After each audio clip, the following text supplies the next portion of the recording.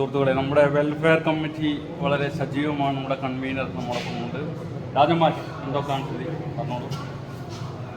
Welfare committee ഇവിടെ പങ്കെടുക്കുന്ന മുഴുവൻ വിദ്യാർത്ഥികൾക്കും രക്ഷിതാക്കൾക്കും സംഘാടക സമിതികൾക്കും എല്ലാവർക്കും ആവശ്യമായ മെഡിക്കൽ സംവിധാനം ഏർപ്പെടുത്തിയിട്ടുണ്ട്.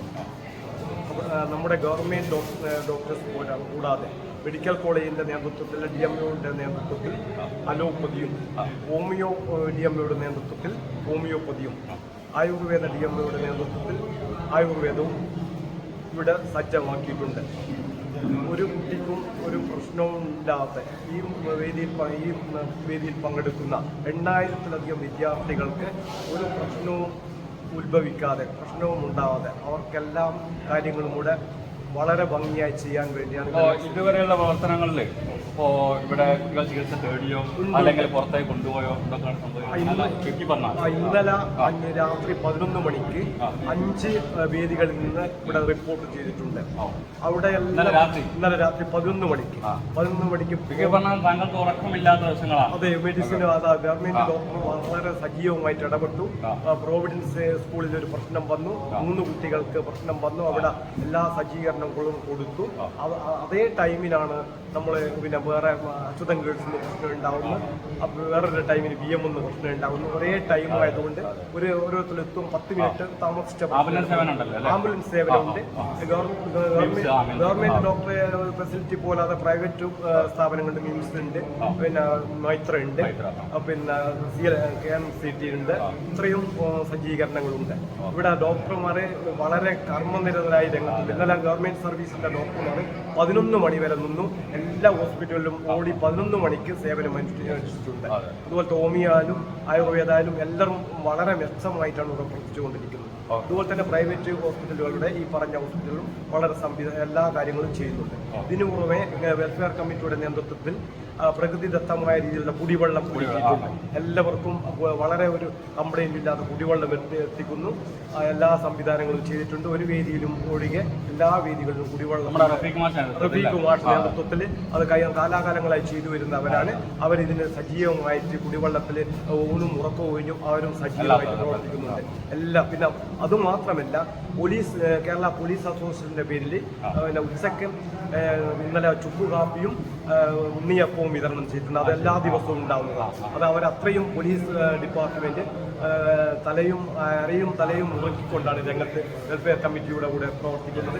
വളരെ ജനങ്ങൾക്ക് അത് വളരെ ഏറ്റവും ഒരു വളരെ ഗുണം ചെയ്തിട്ടുണ്ട്. അതിനും പുറമെ ഫയർഫോഴ്സിന്റെ പേര് നേതൃത്വത്തിൽ ചൂടുവെള്ളം വിതരണം ചെയ്യുന്നുണ്ട്. രാവിലെ മുതൽ രാത്രി 10 മണി വരെ ഫയർഫോഴ്സ് അവരും ഏറ്റെടുത്തിട്ടുണ്ട്. അവരെ കർമ്മത്തിന് പുറമെ അവർ ചെയ്യുന്നതാണ് ഡ്യൂട്ടിയാണ് ചൂടുവെള്ളവും വിതരണം ചെയ്യുന്നുണ്ട്. അങ്ങനെ ഒരാൾക്കും ഒരു പ്രശ്നവും ഇല്ലാത്ത രീതിയിൽ വെൽഫെയർ കമ്മിറ്റി വെൽഫെയർ ആയി തന്നെ പ്രവർത്തിക്കുകയാണ്. വളരെ ക്ഷേമം, എല്ലാവർക്കും ക്ഷേമം, പിന്നെ കുട്ടികൾക്കും ക്ഷേമം, രക്ഷിതാക്കൾക്കും ക്ഷേമം, പിന്നെ അധ്യാപകർക്കും ക്ഷേമം, സംഘാടകർക്കും ക്ഷേമം, എല്ലാവർക്കും ഒന്നേ വിട്ടുപോകൊണ്ട് നമ്മൾ പ്രവർത്തിക്കുന്നുണ്ട്. എന്നും പ്രവർത്തിക്കും.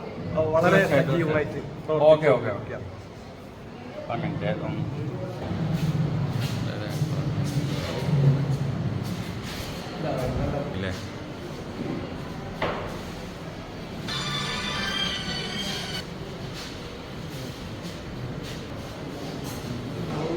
മാഷ, എന്തൊക്കെയാണ് അനുഭവം? പറഞ്ഞോളി. ഇഷ്ടമല്ലേ?